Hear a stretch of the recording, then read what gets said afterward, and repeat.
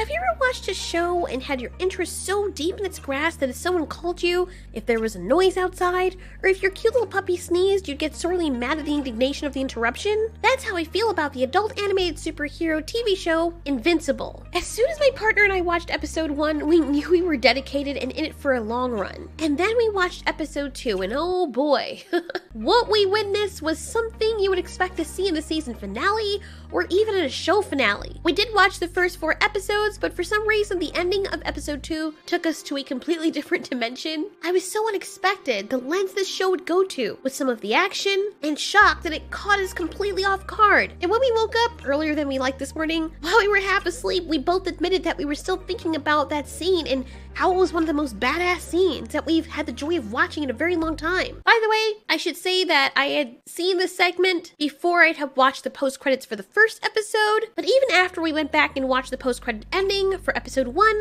still the scene from episode 2 was one of the most memorable scenes we've watched so far. It is imperative that you leave now if you've not watched the show, because there's going to be way more spoilers. I want to delve into what makes scenes, and specifically this scene, stand out. What makes a scene unforgettable. Scenes like the Quicksilver kitchen scene from X-Men Days of Future Past, the scene from Umbrella Academy, spoilers for Umbrella Academy, where number 5 kills the commission board, the scene from Jurassic Park 2 The Lost World where the Mama and Papa T-Rex tears some guy in half, and the famous scene from Toy Story with Woody yelling at Buzz, screaming that he is a toy. In those scenes, something either very shocking that the audience didn't expect or meaningful happens, or so relatable it seems to break the fourth wall and make it stand out against the backdrop of the rest of the even-toned film. So let's break down the scenes I mentioned. First, the Quicksilver kitchen scene from X-Men Days of Future Past.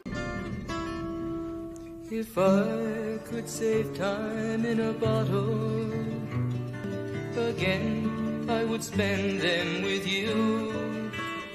The reason why this entire segment stands out is because something is being showcased that most people have never seen or experienced before. For a speedster superhero like Quicksilver or the Flash, they move faster than we can even perceive them, and humans don't really know what it's like to move that fast and process things how they would be if you were moving at such a speed. Seeing everything in slow motion and seeing how Quicksilver interacts with his world while he's utilizing his power is very intriguing to us limited power beings. Not only that, but the sudden slowdown of time really stands out from the middle to fast pace of the rest of the movie.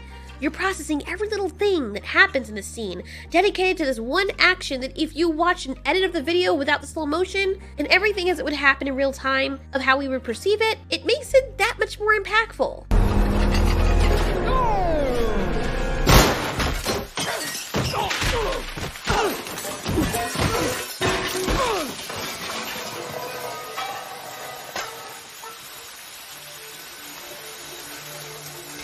Seeing Quicksilver's cockiness while he's in his element and the music playing in the background, setting a peaceful atmosphere despite the danger the other X-Men feel, is perfect because it seems to put Quicksilver on a power pedestal and makes us have a bit more respect for him. When you realize that while everyone is basically at a standstill, he could have easily just slit all of their throats or blinded them, and there would have been nothing they could do about it because their brains wouldn't even have caught up with what was going on while they were being killed. Because of Quicksilver's power, he can play peaceful music and float in imaginary clouds of air and be in a total peaceful serenity and safety despite being in a very real danger situation. It took him basically under a second to disable so many men with weapons that could have killed the other X-Men, and with all those factors combined, it made it memorable because it was just badass.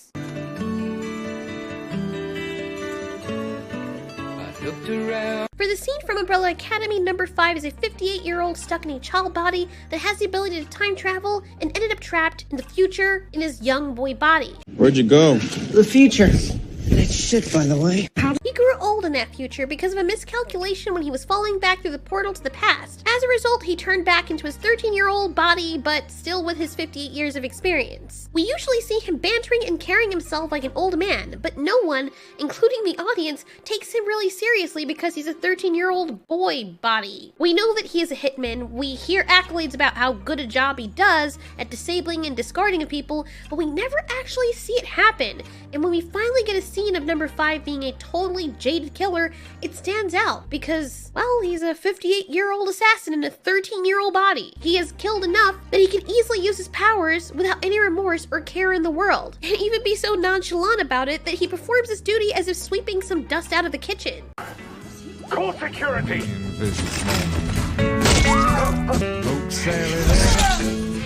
The gator's got you, Granny. That's what made the scene memorable, and they've been building up for it for a while, so to actually see the gruesomeness on screen of what number 5 is capable of, while most people, including his family, don't take him seriously, is a jaw-dropper. For Jurassic Park 2: The Lost World, it was the act of seeing 2 Tyrannosaurus Rexes tearing Eddie, one of the main characters who was saving the lives of others, clean in half between the both of them, something that we've not seen in Jurassic Park, or that people in the universe have hardly seen before.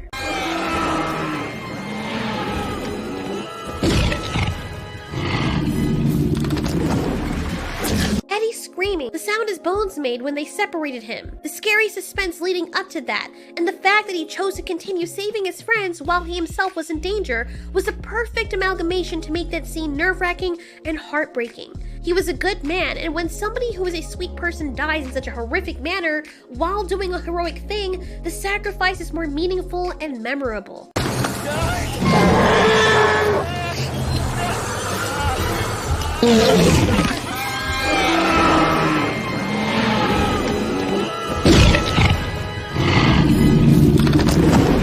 Like the one from Toy Story of Woody screaming at Buzz that he is a toy was meaningful and memorable because Woody basically screamed the same thing all the audience were thinking about Buzz. It was an indirect fourth wall break, and the delivery of Woody saying it and Buzz's response was so relatable because I'm pretty sure that many of you have met people who were just as delusional, even though facts would be staring them straight in the face. And you, my friend, are responsible for delaying my rendezvous with Star Command.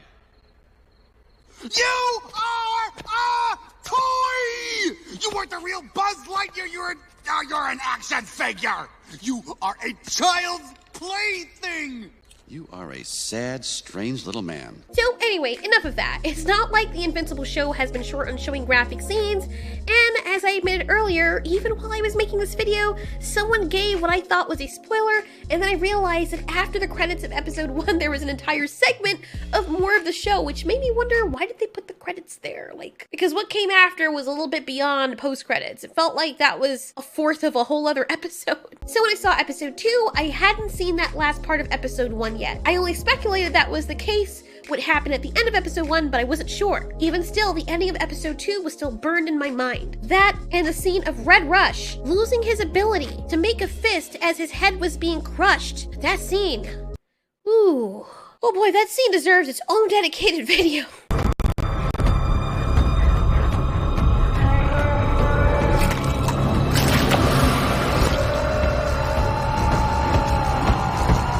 With the flaxans, Omni-Man saves his son in the nick of time, and following this we see a demonstration of just how powerful Omni-Man is, not just in fights against other superheroes, but on a planet-wide scale. You see, the lead flaxan made the mistake of challenging Omni-Man by staring at him a little too long in a way that said, "Oh, don't worry, I'll be back for you too."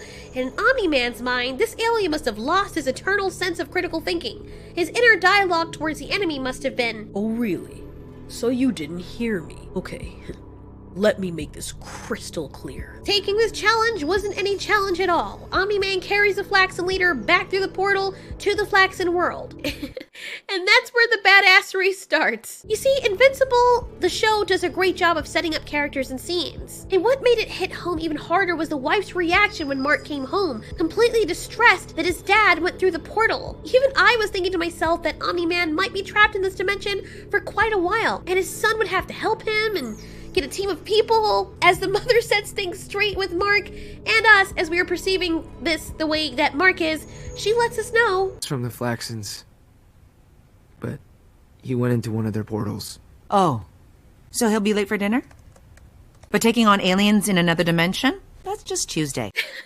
This sets up the what the fuck portion of the show and our expectations, because even though we've seen Omni-Man in action, obliterating other superheroes, we never really get the sense of danger towards us as lowly beings. Even though the Flaxans were technologically advanced as a species, physically, it seemed as though they were on our level of durability. And so we had a front row seat on what it would be like if Omni-Man decided that the rest of the world was a threat or it wasn't worth his time.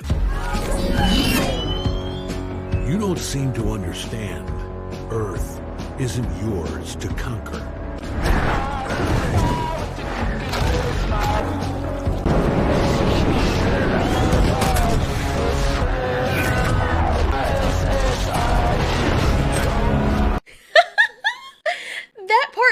shivers. The music that was used, the red tint overlay, the animation of how mighty this super being made quick work of that civilization on that planet. Now it seems as though time does move faster there, but Omni-Man is also very powerful, so powerful that he doesn't even need to rest when he is taking out every single living thing on that planet. The fact that he could do all of that in such a short space of time and then come back in time for dinner and act like nothing happened was what really drove home to me. Scenes like this, where you see the manifestation of a very strong being more powerful than most super beings turning evil, it really sticks out to you. Similar to the scene from Justice League when they were fighting Superman.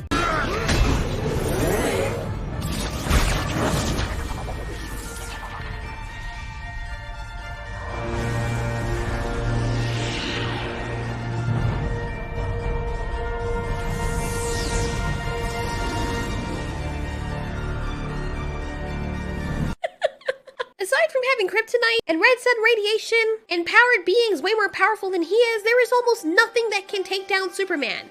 If Superman wasn't such a nice person and decided to go evil on everyone's asses, nobody would be able to hide from him. He has X-ray vision and super hearing. Nobody could run from him. He moves almost as fast as the Flash. You can't lock yourself in a shelter because he's too powerful and will rip anything open. And even if you did get your hands on kryptonite and barricaded it around your door and had bullets or a gun with bullets in it made of kryptonite, you have to somehow get the drop on him, and he's intelligent enough to try and find ways around those issues. He could kill you by blowing at you or by beaming you with his eyes. Everyone on Earth would be toast, literally. Homelander in The Boys does a great job of portraying this evil Superman bit. Everyone on the Earth would be toast, literally. So, that's why it's always fascinating to see a good hero gone bad. It's that tribal sense of satisfaction when we see gore and drama, and have our what-ifs answered or displayed where we're safe and we can see the detriment and demise being played out in a scenario that could be real for us. Also, our expectations were low because if you're someone who watched this and you've never read the comics, like I imagine most people haven't, you're not expecting this level of brutality from an animated show. So put all of those things together and you get a very memorable scene. Anyway, thanks for watching. This has been Ultiori. You ask, we answer.